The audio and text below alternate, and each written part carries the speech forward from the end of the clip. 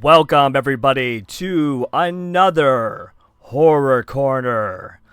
Hi there, everybody. My name is JPOOL, and I'm joined once again by my co host, LC. Hello, hello, everybody. And if you are wondering what's wrong with my voice, I am coming down with a cold. So, I'm going to be Um, handing off a lot of this review to LC to describe the movie we're talking about. And once again, we're in a sort of a category of vampires. Unintentionally, intentionally. But tonight we are reviewing, I think, one of the world's favorite vampire movies, at least if you were around in the 90s, the fantastic Dusk Till Dawn, which is a Quentin Tarantino masterpiece, in my personal opinion. So I'm going to go ahead and start. Not a lot of banter for J Pool. We'll protect his voice as much as possible. I mean, I'll But talk a this, little bit. I'll talk a little bit. well, please do. This movie, I think there's not a lot of people who haven't seen it. If you haven't seen it, I don't know where you're living. It really is one of the more mainstream horror flicks, especially to come out of the time. And yeah, we've been on a bit of a vampire kick for the last couple of weeks here in our reviews. And this one, I think, is, maybe one of the more fun ones. We got very serious with the vampire stories last week. Um, Maybe, a little more serious because of the time that our last review came out, which was during the not so serious Twilight saga. But this movie, it's just fun from start to finish, I feel like, and in the classic Tarantino style. We've got a terrific amount of exceptional actors in this. We have an early Selma Hayek, which I think is what everyone remembers the most. And if you're watching this, you can see my background. I've been switching my backgrounds up every time we do a review. It took me a while to end on this particular background because there are so many opportunities to throw my girl Selma up there doing her dance from this movie, which everyone remembers. But I thought that those people that were watching might get a little too distracted and not pay attention to what we were saying. Maybe that would have been a good idea. Yeah, and um, also with hmm? the scene where the alcohol, down the leg, down the feet. Oh yeah, a classic. Um, we've got Quentin Tarantino himself in this movie playing one of the main characters. He's playing Richie Gecko, the brother of Seth Gecko, who is played by George Clooney, who at this point in his career, this wasn't by any means, an early role for him. He had already gained a lot of fanfare being on major television networks. But this was where I think he really kind of caught the attention of some of the, I'll say, younger movie buffs, and became a little bit more of a cult actor as well, rather than just appearing on some of those major sitcoms like Roseanne, and he was also on ER, lest we forget. So we got George Clooney. We have Cheech Marin in not one, not two, but three separate roles in this movie. And then we've got, some other great cameos from horror genre, both actors as well as even special effects, friends and revered individuals. So it's got a lot of great talent in this movie, and we'll just get started. The movie begins outside of Benny's Liquor, which is kind of in the middle of nowhere. Seems like an unassuming day. We've got a clerk who's making small talk with one of the local law enforcement personnel, and we suddenly find out that there's more going on in this store than meets the eye. We've got what looks to be a little bit of a secret hostage situation with these Gecko brothers happening, and it's another Tarantino moment of keep cool, which is a kind of a reoccurring theme in his movies. Um, So unfortunately, things don't go well, and this is where you start to see some of the character development of Tarantino's Richie Gecko. There seems to be a little bit of an interesting perception he's picking up that we don't see, and maybe we think he's a little bit more intuitive. Maybe we're seeing things that aren't on the camera, but we definitely start to see the interaction between him and his brother being a little bit more of the perhaps level-headed of the Yeah. two criminals, and Richie Well, kind Richie's of kind picking of up on things. unhinged. Unhinged, picking up on things that we're not seeing. Maybe a little bit of some caretaker responsibility coming on from George Clooney's character, but it all goes awry in the best of ways. We've got a shootout, we've got explosions, we've got hostages running. So it starts out literally with a bang, and we've got a great scene with the two walking away from, this wreckage, and the movie begins at that point. Um, Before what we did go you think of on, it? Yeah. before we go on, the the person gets shot in here first. Mm-hmm. Uh, is Michael Parks. For fans of at least Tarantino movies, them remember he played a character named, basically he was a Texas Ranger in Kill Bill. Played the same character, Earl McGraw. So in here we get to see what happens to him apparently. Yeah, after the fact. I love that kind of crossing. What you always talk about, sort of universes of movies. So we're in the Tarantino verse. Exactly. So now we start to get some dialogue between the brothers, and we find out, this isn't just a robbery or two kind of awful guys that are kidnapping girls. There's definitely more going on. We start to get the idea that they're on the run. They're definitely in hiding. And we come to the seediest of motels. Apologies if you know and love this particular establishment, but it's not someplace that I would stay. and frankly, neither would Tarantino's character, who's asking a lot of questions about, do they have cable? Do they have porn? Do they? So they go into this motel, get a room, and as they're getting ready to walk in, we find out, oh, there's another hostage. A older woman who does not seem happy at all to be in the company of these two gentlemen. She's extremely scared.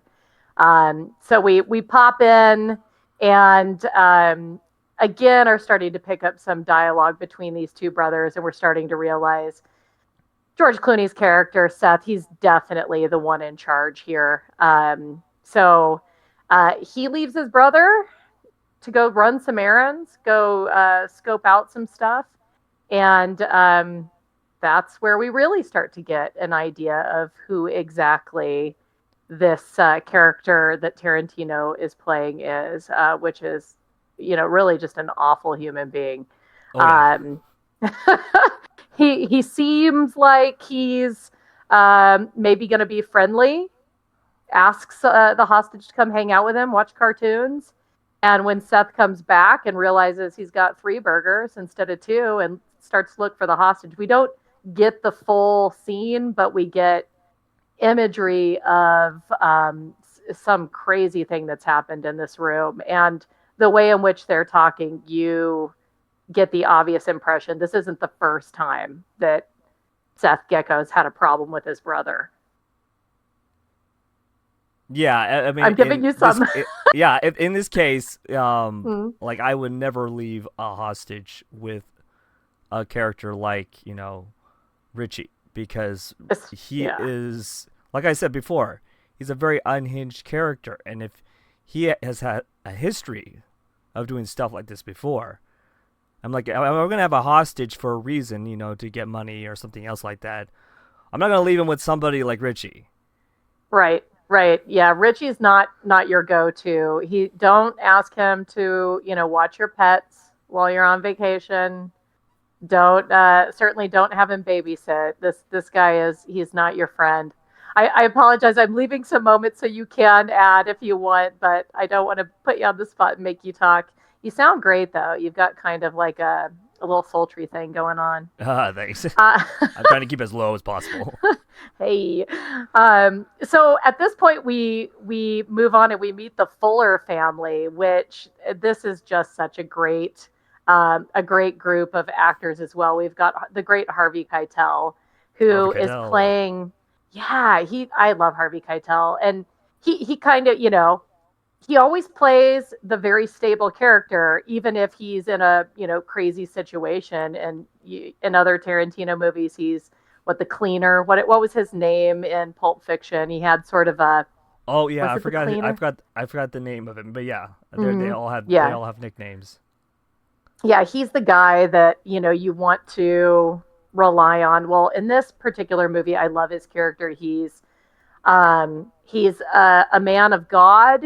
He's a minister, but he's lost his path. He's lost his way because his wife died in a rather awful way, which we learn a little bit more about the details of later in the movie. It's some pressing from Seth Gecko. We also see one of my favorite actresses in this movie. His daughter is played by a very young Juliette Lewis, who I don't know if you got the chance to meet her at the last horror con here in Arizona, but she's No, I didn't freaking get to meet terrific. her. The line was Uh, really long, so I was like going, and I forgot. I think that I didn't get a photo op with her. So, but Now I wanted to meet her at the table, and the line was just long. she's really cool, and my moment that will live in infamy with her is she said something really strange to me when we were talking. She asked me if I was in roller derby, which I don't know if I give off that impression. But I said no, and she said, "Well, isn't that the best pickup line you've ever heard? It'll always make you remember that I hit on you." And I was like, "Did Juliette Lewis just hit on me?" But I'll take it. That's probably my best celebrity interaction ever. I've never been hit on before by a celebrity. But she was really great. She is in a ton of my favorite movies. Obviously, for this genre, Natural Born Killers. We were talking about the other night. I watched Cape Fear, and this is right around the time. I mean, she's young in this movie, and she does such a great job. Um, I think she gives a lot of acting without saying a lot in certain moments. She shows her emotion well. And then we have Ernest Liu, who is Scott, the younger brother. And this family is on a sort of pilgrimage, a family vacation, kind of post losing mom. And it's, classic kids and dad. Where are we going? When are we going? When are we gonna get there? And dad wants one last night in a real hotel, although the kids complain about as much as Richie Gecko about the condition of the motel, but they wind up at the same establishment that the Gecko brothers are at. An unfortunate twist of fate. And, you get this great scene with this RV that they're traveling in, almost plowing down Seth Gecko. And he just stops and kind of looks into the RV and cracks a beer. Um, so unfortunately, because they wound up at this motel, we've got the family there. Juliette Lewis is going to go out for a dip in the pool, and unfortunately, while she's gone, our favorite psychopath, Richie, comes knocking on the door asking for ice. And now we've got a family abduction. And this is a place where I think Tarantino really shows, who he is all the way around, because we suddenly see he's also um, picking up things, those earlier things that he was picking up that we were thought maybe we couldn't see off camera at the beginning of the movie. We suddenly realize he's picking up things that are not even happening. We're getting an insight to his mind, some of his fantasies that are happening when Juliette Lewis shows back up. So now we kind of know what we're dealing with. He's a real creep. But the family gets taken hostage, And now all of a sudden they're on their way to Mexico. I'm giving you a As you pause. do. As you do. As you do when you're running from the law. You know, it's funny too because they talk a couple of times in this movie, the brothers, about how they're going to El Rey, and I'm like, what's in El Rey? Um, that's where it's kind of a vacation spot, but a couple of times El Rey gets mentioned. You know it's in Mexico, but it's not necessarily a terrible place where drug kingpins hang out, and but it is a place where people go to look at Mayan pyramids, which I think is kind of a fun draw for how this movie winds up. Um, so they go through, they evade law enforcement at the border. That's where we run into Cheech for, I believe, the first time. He plays a Border Patrol agent, kind of checking out the RV. And then they pass through and they're on their way to a terrific establishment, which, if you can see my background, it's called the Titty Twister. Titty And Twister, yes. yeah, it sounds like a high class joint. Oh I yeah. mean, that's You want to hear another thing? Another cool little. No, that's not Easter egg, but um, another person that's actually after them is an FBI agent named Stanley Chase, played by John Saxon. oh, our guy. Yes, he's back. As another law enforcer. That's awesome. I didn't even catch that. That's terrific. I'll have to go back and look.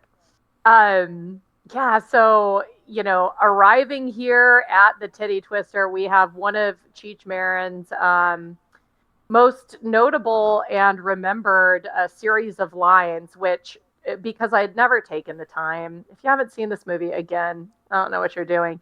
But Cheech, in under 3 minutes, says I don't know if I can say this on camera. I've never said this on camera before. Says the word, let's see, cat. I'll throw in the cat. He says it 36 times in under 3 minutes, and a solid minute and a half of that is a switch scene back to the RV. So if you ran it concurrently, he in 90 seconds says it 36 times. It's pretty brilliant, and That's impressive. unfortunately, it is impressive. And unfortunately, every time I watch this movie at home, my son decides that he's also going to try and get the repeat and outnumber Cheech with it. So uh, I've heard the word a lot over the course of the last couple of weeks watching this movie a few times. But they go into this amazing Titty Twister establishment, and it is a rough biker bar, which, frankly, like most Tarantino movies, the soundtrack's really good. I would probably go to this bar for the music, at least at the beginning. It's pretty chill. It's vibey. It's definitely a biker bar. In fact, there's a scene where they're confronted by the bartender, who says that this is a, biker trucker establishment and you're not allowed to be here. And the Gecko brothers are saved by the fact that Harvey Keitel's character says that he has a license to drive a big rig, and he's got an RV out in the parking lot, which I love that he bought it. But we find our bartender a very, very young Danny Trejo. I mean, Oh yeah. super young. He doesn't even look like Danny Trejo. Have you met him before? I haven't met him before. I've been to a place. I saw him from afar, but I haven't met him. I got to ride down an elevator with him at a hotel, and then he was coming back from a convention. He was with his entourage, and I ran into him again, and I talked to him for like 10 minutes. He's a nice guy. He's a nice guy. He seems really nice. He's short. He's shorter than what really? he looks like. He's shorter than what he looks like on television or in movies, but he's intimidating. Like, he's a really nice guy, but you can tell he's been in prison. Oh yeah. I've been to his taco shop. And Oh, it's really? good, and I recommend it. Yeah, out in LA. Next time you're out there, if you're not having to, wait around and see the things that you saw last time. Instead, go to his taco shop. Yeah, he seems like a really cool guy. There's a sitcom with a comedian. I don't know if you call it a sitcom, drama sitcom that came out a couple of years ago where he played himself, and he just seems like such a cool guy. No, he's really nice. He's really Um, nice. If you ever get a yeah. chance to meet him, like if you ever is a guest at Mad Monster, you Mhm. definitely need to like at least talk with him a little bit. Oh, for sure. At some point, we should. I don't. Would you call Machete? Would you say what genre? It's probably not making it into horror, but it's such a cool movie. It would be fun to review. Oh yeah, Oh, so now we're in the bar, and we've got girls dancing everywhere. You can tell Mr. Fuller is not super happy to have his kids in this bar. He's really anxious to get away from these Gecko brothers and call it a night. But Seth Gecko's insistent on buying them drinks. So the kids start drinking. I mean, it's Mexico. I think, at least Juliette Lewis's character is probably around the age that you'd get served anyway at most places in Mexico. Um, that's when the most prolific moment of the movie occurs, which is I had to write this down. Santanica Pandemonium, which is Selma Hayek's most notorious dance scene. She comes out to some super cool music. She's got this amazing, like, Mayan headdress on, and she's got a an albino python, I think it is, and she does this great sultry dance leading up to, as you mentioned, this walk up to Quentin Tarantino's character, where she pours the bottle of, I think it's bourbon, down her leg into yep. his mouth and kind of like shoves her toe in his mouth. And this guy, I mean, we know he's He wrote dark. that. He wrote that. Oh, he wrote it. I He bet he wrote that. did. Yeah, he's the screenplay writer. He wrote that in. I mean, yeah, for sure. He's like, okay, and then what? I mean, it's surprising that he didn't get a little bit more attention. I didn't even think about the fact that that was his moment to shine, right? But it's a great scene, and I mean, one of the things that I think is really notable about this scene that gets talked about when people are really diving deep is her age. She looks so young in this movie, but I think she's in her mid to late 30s, if I'm not mistaken. She is just such an amazing beauty, She and she still is plays this well. incredible. Oh She's yeah, oh 59 yeah. and she is like a knockout still. Oh yeah, she's ageless, timeless. Um, I have to also, because everybody remembers this scene so much, and of course the fact that they're at this bar and there's all these half, dressed women everywhere that are stunning as well. Watching this movie through the lens of reviewing it, I have to say, and to your point, Tarantino wrote this movie. They give as much face time to George Clooney in this movie as they do Selma Hayek. And I hadn't realized it until watching it this time around. But he gets a lot of camera time just kind of panning on him. I'm like, okay, well, at least Tarantino was trying to give something back to the ladies as well. Um, we've got some other cool scenes here at this point. We have Tom Savini, who plays Sex Machine, which is the coolest name ever for a character. Um, and he actually has a crotch gun, which is terrific. That was That was another one of awesome. my That was awesome. that was another one of my background choices for tonight. But I didn't know if I would be like constantly getting shot in the head by a crotch gun, and I opted for the outside of the bar. Yeah, that would be His awkward. character's You're like, where his should I place character my is head super so cool. I don't look so it doesn't look weird? Well, I love the fact he often has cameos in movies, and he didn't do the special effects of the vampires in this movie, from what I read. He's just getting to play someone, and he gets more time than he usually does when he's in movies, which I thought was pretty cool. I haven't met him. He seems like a really great guy.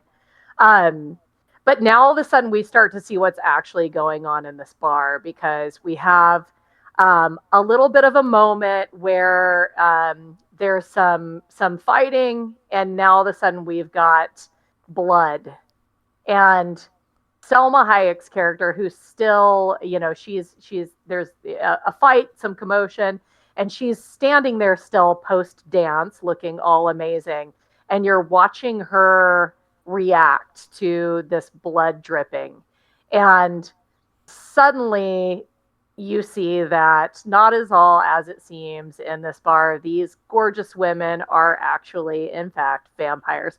And let's just take a moment to talk about the type of vampires that are in this bar, because special effects must have had such a good time. We've got half vampires that look almost like our friends from Sleepwalkers. Mm-hmm. Same Yep. kind of get up. Or even our last reviewed movie where you have, pointy ear vampires that are very kind of rubbery looking. You've got some full body vampires that almost look like if Killer Clowns from Outer Space had vampires on their planet, Oh yeah. they would be of that of Or like that Selma genre. Hayek look sort of like a snake vampire. Yeah, snake vampires. I mean, the vampires have range. You've got kind of skeletony, bony vampires.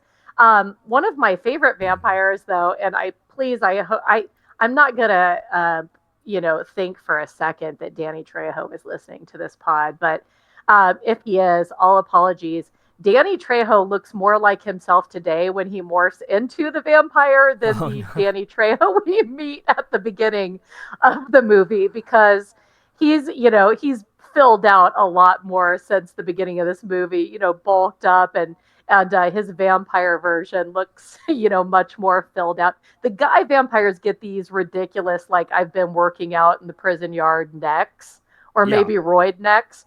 Um, Quentin Tarantino's character winds up getting bit in this movie, which becomes a kind of a big plot moment. And, his vampire is, yeah, I refer to it as Quentin Tarantino, because he's big necked, big foreheaded, crazy looking. He looks like he had some sort of anaphylactic reaction to something, his Yeah. character. It's quite Like frightening. somebody get the Um, EpiPen. yeah, exactly. Exactly. We've got a problem. So we've got all of this morphing happening. And this is let me see here. I had another moment that, I wanted to mention about the Seth and the Richie character earlier that I missed, but there's an interesting moment way, way, way, way, way before, when they're driving out to the bar, where um, he tells him to put in his retainer. And I bring that up only because, again, there's this real brotherly love between the two of them. You can tell that Seth Gecko knows his brother is, not a good human, but he still loves him. Um, and that's where, a lot of this end scene really starts to come together, because they're fighting vampires. Everything's going crazy. And when Quentin Tarantino's character comes to life, there's definitely a moment where Seth does not want anybody to kill his brother. Um, so that kind of lives on. Eventually, what must be done to save everybody. But you've got some crazy action scenes. You've got some great vampire kills, where there's some tables being turned over and multiple vampires on each, one for each leg. You've got a great scene. I don't want to give too much away if you haven't seen it, but you've got a great kill with a pencil and a Yeah. heart, stake through the heart, if you will. Crotch gun. But Don't forget the crotch gun. of course, Sex Machine's crotch gun. Um, Eventually, the band of people starts dwindling. It becomes an all-out war. You've got people utilizing the of course, the titty twister has condoms. You've got them filling them up with holy water, blessed by Harvey Keitel. It's just an all-out war. And eventually, we wind up with pretty much everybody in the band dying, except for Juliette Lewis's character and Seth Gecko, and they're kind of back to back trying to fend off everybody, which it's another thing, movies are what they are. I had another moment where, watching this and really paying more attention to it, I stopped and said, where did the 17-year-old girl suddenly, learn to shoot a crossbow like a champion, like hitting every target on target? But that's the magic of movies, right? So Well, you've the got them dad seemed back to to know back. what he was doing. Yeah, That's yeah, that's true. Jacob knew what he was doing, even though he was, a former priest. He Yeah, knew what he was Harvey doing. Keitel making a cross out of guns, and holding the cross up and then cocking the gun and rapid firing at people. That's yeah. Jacob Fuller, turns out to be quite the fighting minister. Um, yeah, that Juliette Lewis loses her family. Seth Gecko loses his brother. They're back to back. They're surrounded, and there's vampires coming at them. And as they're shooting and trying to protect themselves, they realize, oh, hey, we're shooting holes in the wall and the light's coming in. Let's do more of that. So, unlike our last movie that we reviewed, you're not going to be able to turn human again if you get hit by the sunlight. So they start blasting things away, or blasting away the building and letting in more light to try and protect themselves. And then, fortunately, who shows up for the third time in the movie? Cheech Marin. Cheech Marin as a different character. Cheech Marin as a different character, and he is the character that Seth was supposed to be meeting many, many hours ago before everything happened. This is his connection on the inside, and fortunately, now all of a sudden they're everybody's saved because the door opens, the vampires die. They kind of walk out and talk about the mirror ball. Don't forget about the mirror ball that oh reflects yes, all the light. yes, that was a cool moment. Yeah, the door opens and light hits that classic disco ball, because of course the titty twister is going to have a disco ball. No, it's not, but maybe it is. It did in this particular movie, and it helps to reflect the sunlight onto the vampires. Those seedy elements to make your strippers look hotter. Sometimes it's going to work against you if you are a vampire establishment. But this is kind of where the movie, I think, everybody is ready to say goodnight and adieu to this flick, but it has such a great ending, which, one, I just always assumed, and every time I watch it, I still wonder why won't Seth Gecko take Juliette Lewis, who's a teenager with an RV in Mexico, to El Rey? He just kind of leaves this girl who's lost everything, who he brought her into this. She's on her own. She's in Mexico. Good luck, Juliette Lewis. That never sits right with me. It still doesn't to this day. But he takes off, and you get the cool guitar at the end of the movie, and it starts panning out, and you see the back of the titty twister, which is not just, what you expect the back of a divey bar to look like, with a couple of trash cans and maybe somebody passed out. It is the top of a Mayan temple that is going deep, deep, deep into the ground, and you kind of get the idea that maybe there's much, much more down underneath that top level of that bar. Maybe even enough for a sequel. Or another sequel. Yeah. Right. I told you when we were kind of communicating back and forth, I've never seen the sequels to this movie. Have you watched any of the sequels? Yes, I've seen the TV show too. I love the TV show. I didn't even know there was a TV show. And I love this movie too. I think because I love this movie so much, I couldn't bring myself to see the sequel. So before we get into ratings, I'm going to ask you if you happen to recommend the sequels, or if I should just leave it as is and not watch it. I mean, the sequels, if we do ever review the sequels, yeah, I don't want to spoil too much. Okay. They're not terrible. I would say the last sequel, the third one, wasn't great in my opinion. Okay. But it's really hard with the further out you go from the original storyline. Sure. Sometimes you Always. don't have a lot of good stories to tell. But like I said, the television series I enjoyed that one. I'm gonna have to If you ever check that out if for you ever sure. get a chance, it was it 2014 I think it came out, and it was directed by Rodriguez as well. Mm. So Very because nice. yeah, so Robert Rodriguez directed this movie, Mm-hmm. and that would actually have been cool if he actually made a cameo in there. But Yeah, you know, for sure. For maybe he sure. did. Maybe he was in the background. Who knows? But it would have been funny if it was like, right in front of the camera. Um, Yeah. but no, I enjoyed this film. This film is very, very memorable, and the Mm-hmm. kills are really cool. The designs of the vampires we were talking about earlier are different vampires. It seems like this is a meetup spot for different species of vampires. Yeah. Yeah. That's a good way to look at it. I hadn't quite. I just thought they were having a lot of fun in special effects, and why not try this one? And why not try this one? But that makes sense. That maybe this is kind of the way station for vampires across the world, and that's why you get so many different looking vampires. Yeah.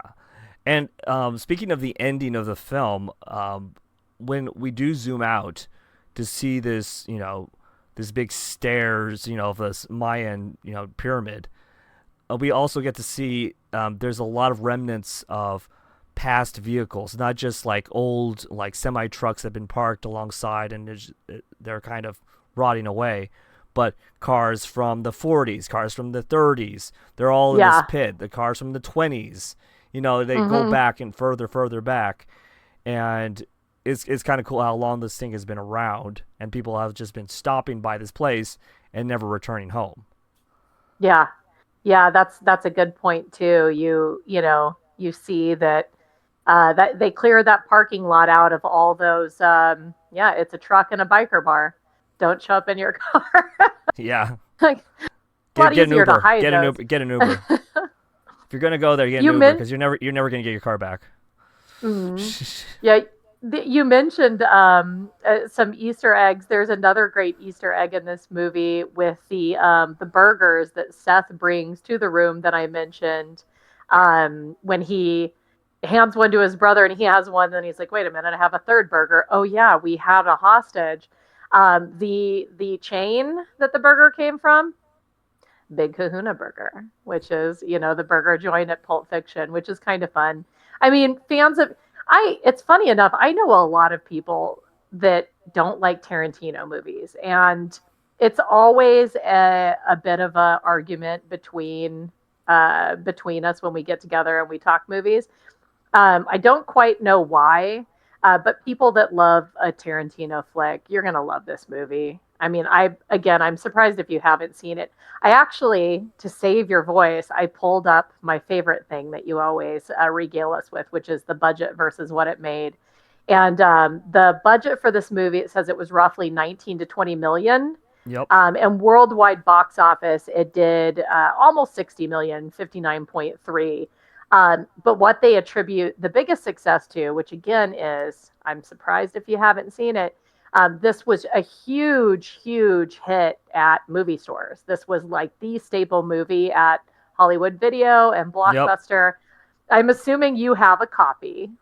I do, but I remember renting it back in the day. Oh, yeah, for sure. For sure. I think I rented it more than once too. Um, so, what is your review? What my review and rating?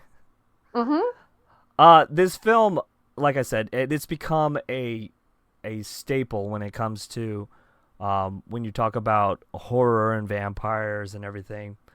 Uh, and it's on like people's like top 20 favorite list of a lot of people when they talk about vampire films. This film was also the story was by Robert Kurtzman. Robert Kurtzman is well-known film director, producer, screenwriter, and special effects makeup artist. So that's pretty cool, having Mm-hmm. someone like him write the story for this. And of course, screenplay by Quentin Tarantino and his infamous foot scene, which we will later on get so many more. Pretty much every single one of his films involve feet, or a scene with feet. Go back and watch almost every single one of his films, and there's at least a 1 foot scene. He's obsessed with it. What we're saying is, if you ever happen to have the chance to meet Tarantino, the question that you're going to ask him is, what's the deal with feet? Not really. Not really. No, with Tarantino, the thing I love about Tarantino is that he is a film nerd. And what I mean by film nerd, he is like, his understanding of filmography is beyond so many other, like, directors, in my opinion. He goes back to, Ozploitation and talks about, horror films that were made in like the early late 70s, early 80s in the Philippines, and he knows all this stuff. It's amazing, his knowledge of horror films and just film in general. And so, yeah, that's the stuff I really want to talk to him about, is like his vast knowledge of film. I just pulled it up because now I'm in a squirrel hunt. And it said it's widely accepted by film fans, critics, and actors who have worked with Tarantino that he has a profound fascination with feet. And then it lists all the great foot moments through time. So, maybe that's how I'll spend my weekend, is looking at all the feet moments. I do know that if I meet Mr. Tarantino, the great Tarantino, I'm going to select my shoe wear very carefully. Open toe. Open toe. Open Maybe toe. just go barefoot. So what do you give it as your rating? I give this film an 8 out of 10. 8 out of 10. As a horror film, as a cult classic, in my opinion, this has become even more popular, even years later, even with younger generations discovering this film. Even if they weren't like Tarantino fans in the first place, this film is everything you want in a vampire film. And like I said, with all these different types of vampires you get in there, you get a really cool scene in here, which is, it's just in one place. So they don't have to go all over the place. They're not running across the country. They're not going to run across the state. They're in a bar or in a club, basically. And so it's very isolated. And they're trying to get out alive. You get really cool characters like, what was it? Fred Williamson as Frost. Big black guy. If I remember correctly, I believe he's been in Mad Monster before. Okay. He's a big guy, and he's a really interesting character. Unfortunately, he dies.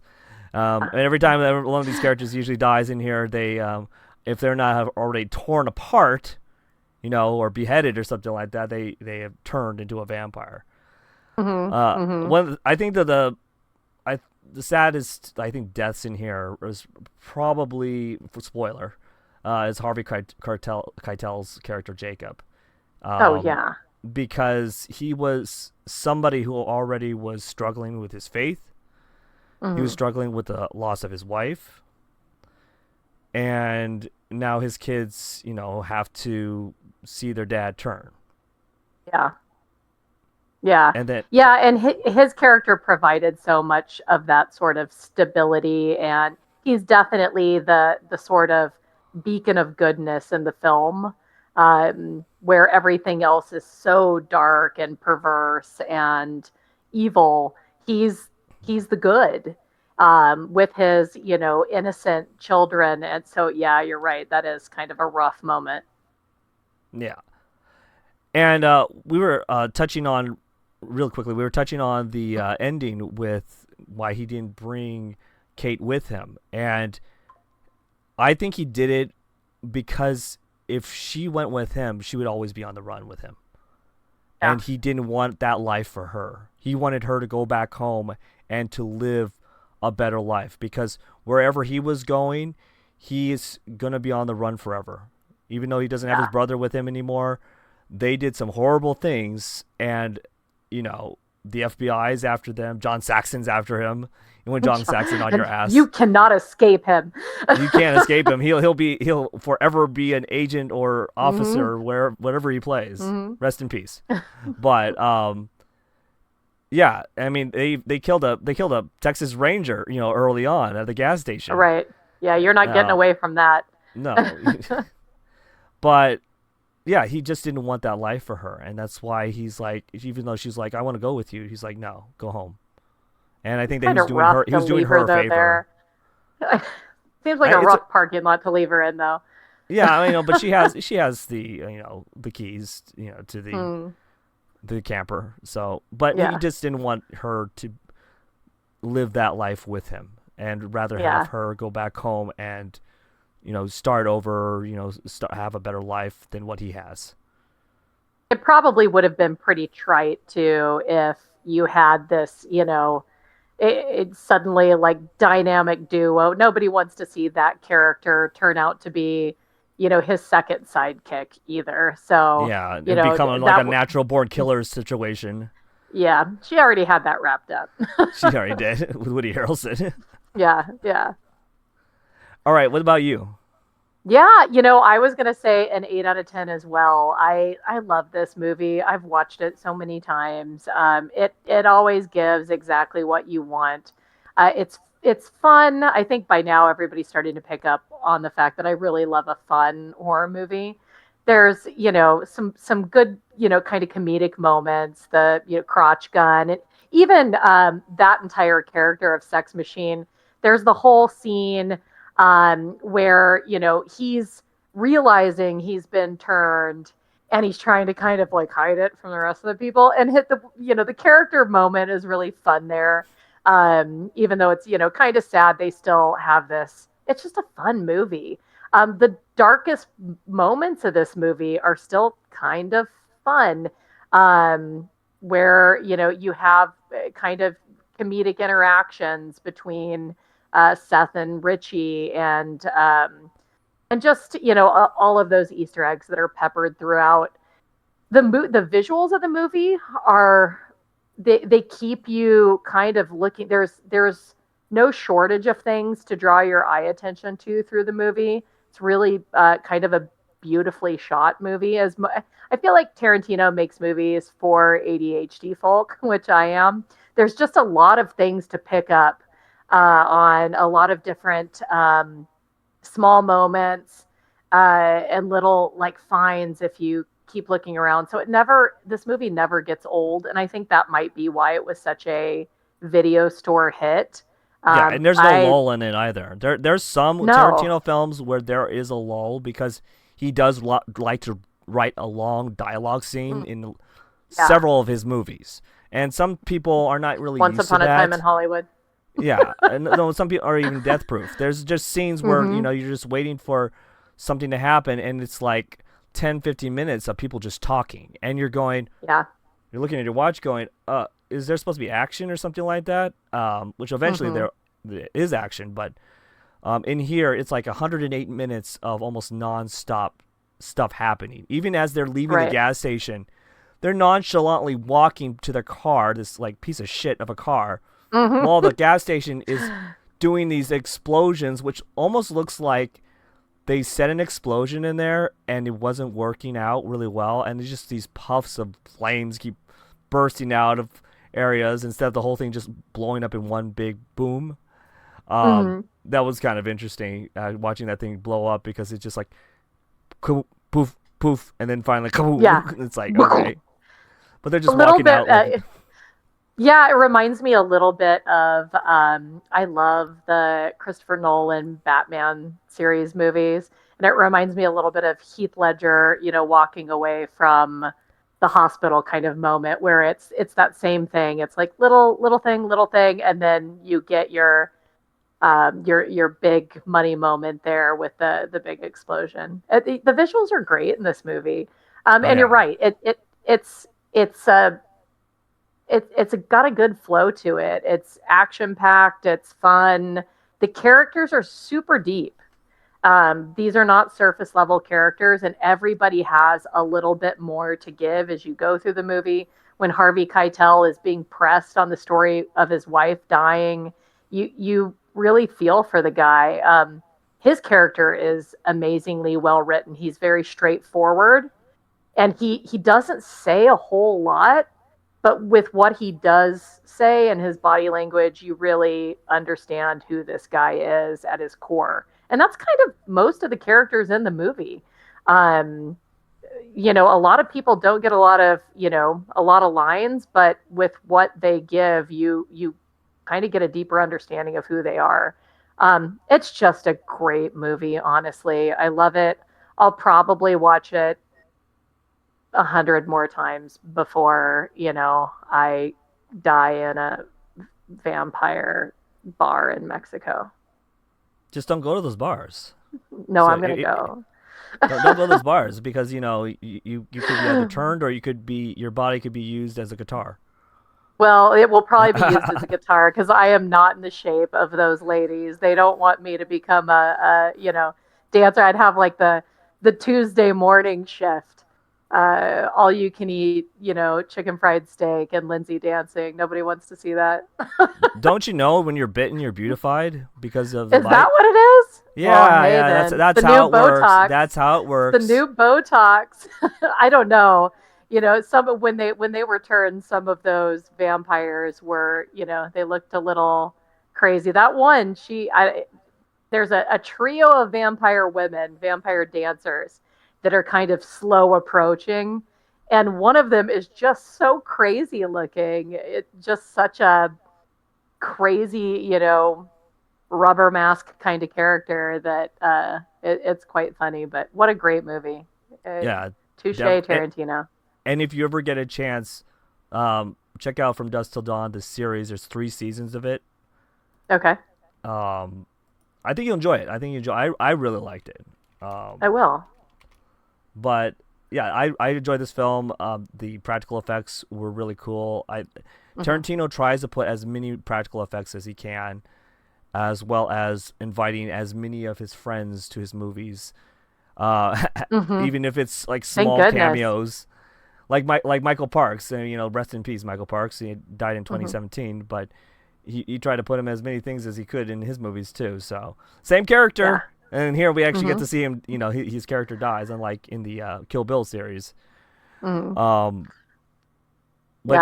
yeah. There's a fun fact too about this movie, and I can't remember exactly what the rating was, but I guess they opted, if they were going to use red blood for the vampires, I think it would have got an NC-17 rating or something.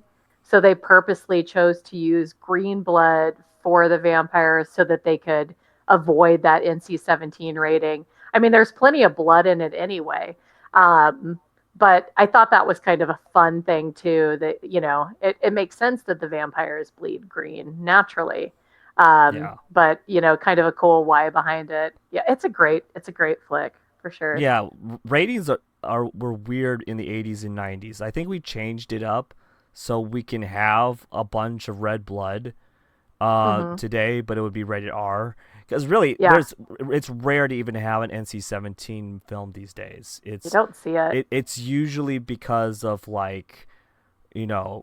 there's a lot of nudity and sex. Basically, that's the whole thing, like nymphomaniac. Yeah, but that might be you rarely see NC-17 these days. It might be kind of fun to, especially as we go back further into the treasure trove that is like the 70s and 80s, when we're looking at these movies, to talk about the ratings specifically on some of these, because oftentimes I watch older horror movies and I'm like, really, that was an R compared to some of the things that you see today that are, maybe PG-13. So, how accustomed we've gotten to, different things. So. Oh, yeah. And before even a PG-13 movie, was even put out there, or actually before, I think there used to be rated G, PG-13, and R, then I think NC-17. I don't even think there was a PG at the time. But yeah, you can get away with a PG-13 and have, full frontal nudity, and you're like, what? I remember going and seeing, I want to say it was Natural Born Killers at the movie theater. And then like 2 weeks later getting carded for the Craft, and I I had to have somebody buy me Craft tickets, and that was hilarious to me. And it was, I'm sure Natural Born Killers had a strong rating on it, but even just what movie theaters were gonna try and hold you to back in the day. Oh Um, yeah, I I was I carded see. till I was in my Mhm. 30s. I was carded till Oh, in my really? 30s. Yeah, because Wow, people kept looking at me like, "You look young." I'm like, "I'm young not. I looking guy. am like in my late 20s. Come on." Yeah.